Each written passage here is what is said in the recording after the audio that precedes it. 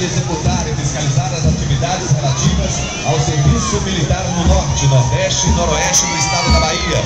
Atualmente é chefiada pelo Tenente Coronel de Infantaria, Jorge Dário de Souza. O 6º Depósito de Suprimento tem a missão de adquirir, armazenar e distribuir os suprimentos de diversas classes no âmbito da 6ª Região Militar.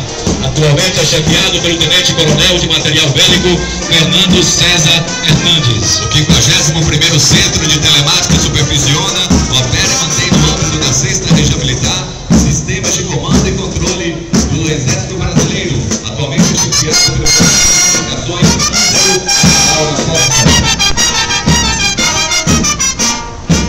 Prosseguindo, temos o Parque Regional de Manutenção da 6ª Região Militar. O Parque Regional de Manutenção tem por missão planejar e executar o apoio logístico de manutenção e de suprimento do material de emprego militar das organizações militares enquadradas na área da 6ª Região Militar. Suas principais atividades são assistência técnica e manutenção de viaturas e armamento, manutenção, fabricação e recuperação de material de comunicações e intendência. O Parque Regional de Manutenção da 6ª Região Militar é dirigido pelo Tenente Coronel de Material Bélico, Balbino Abel Marques Júnior.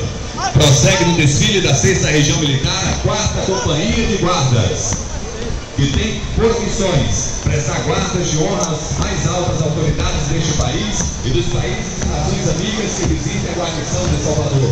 Proporcionar guarda para estabelecimentos militares ou próprios nacionais. A 4ª Companhia de Guardas